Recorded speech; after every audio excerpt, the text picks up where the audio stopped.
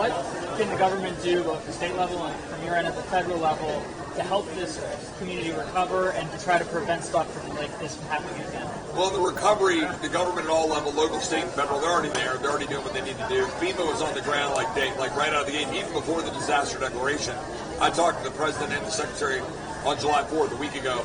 They said, whatever you need. The secretary got the Army Corps out there, got fixed-wing aircraft before the declaration. Since the declaration, there have been boots on the ground, FEMA, FBI, everybody's been out here helping.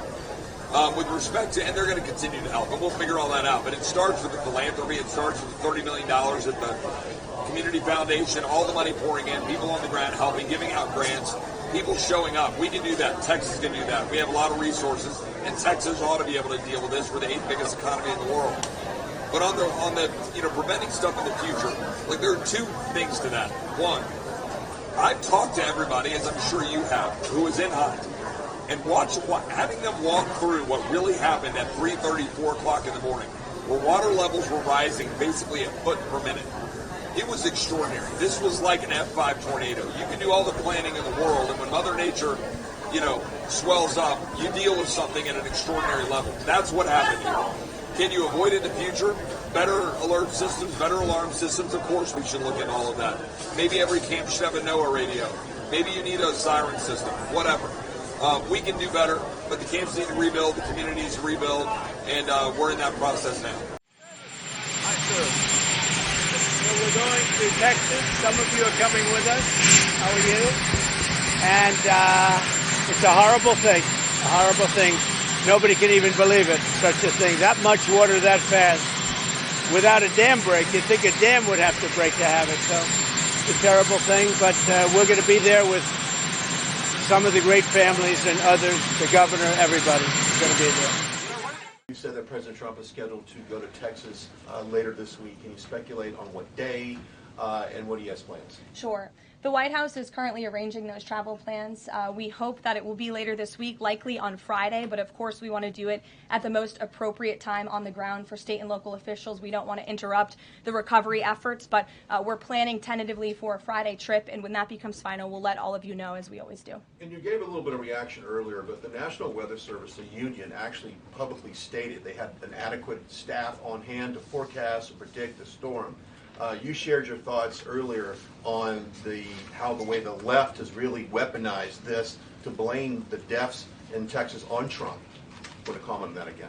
Yeah, I just do think those comments are depraved and despicable, especially when so many Americans are mourning the loss of their children. The National Weather Service, as I said, did its job. Many experts, many meteorologists have said that. Many of you in the media, in all fairness, have said that as well. Unfortunately, not all.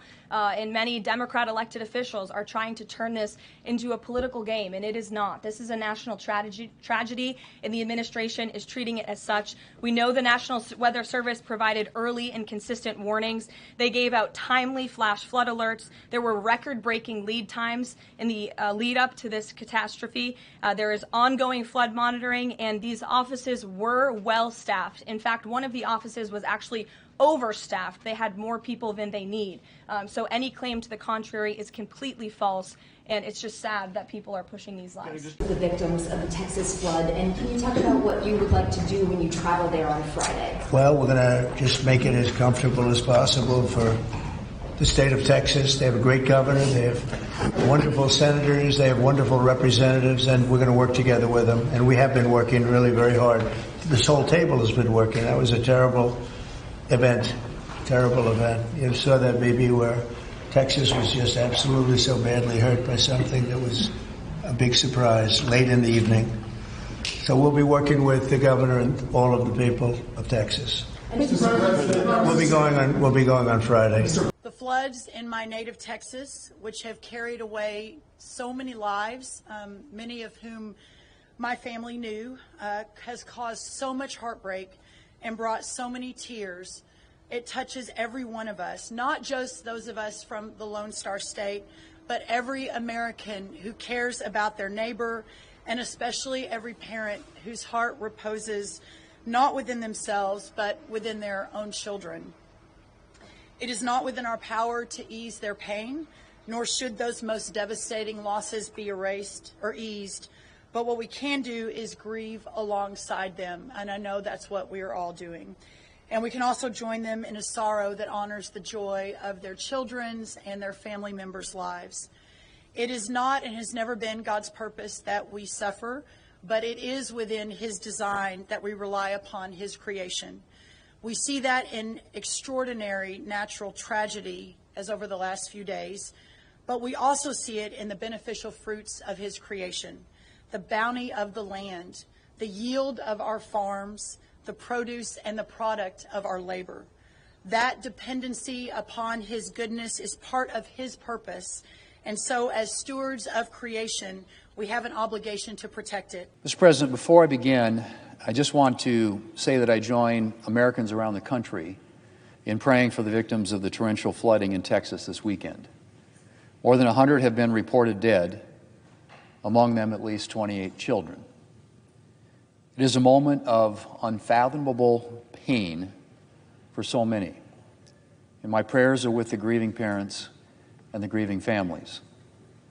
I'm grateful for the efforts of the rescue workers, military members, and volunteers who've put themselves in harm's way to rescue flood victims. And it would be wrong to acknowledge rescuers without also mentioning the everyday Americans who died in the floods trying to save others, like camp director who died trying to get his campers to safety. The scriptures say, "The greater love hath no man than this, that a man lay down his life for his friends." These are the people we would all hope to be at the moment of our testing. Now, when a tragedy as devastating as the one in Texas occurs, the American people deserve to know what happened, what more could have been done to minimize the tragedy, and what we can do better to prevent this from happening again. And that means taking a close look at what went wrong, if anything, at the agency level. So yesterday I asked for an investigation into what role, if any, the administration's staff cuts to local National Weather Service stations played in preparedness and response to the Texas tragedy. We also must look forward. As communities rebuild, as families mourn, we must ensure the federal government has all the resources in place to aid those in need. And that means holding off against devastating cuts to agencies like FEMA. As recently as last month, Donald Trump talked about, quote, weaning off FEMA, and has toyed with eliminating the agency entirely as soon as this year. That has been a mistake. That would be a mistake at any time. But in light of these horrible floods, it's unthinkable that Donald Trump would do something like put FEMA's future in doubt. Occasionally we see that people try to make political hay and blame and engage in the blame game after a disaster like this. And, of course, I guess I'm not entirely surprised by that, but my request to them is, please wait. Wait until we've recovered all of those who are unaccounted for. There will be plenty of time for a thorough investigation of the facts and circumstances. And of course, it's only normal to say, well, we want to make sure in the future we learn lessons from this experience so that we can save lives in the future, and that time will come, but it is not now. We need to use our words to encourage and to uplift and to console our fellow Americans during this difficult time. Now is not the time for partisanship. Now is the time for unity. As Texans, we're accustomed to work and play as a team. We don't point fingers, we ask, what can I do to help? And so the best thing we can do right now is to offer our condolences to the families of the victims and to continue to support the ongoing recovery efforts.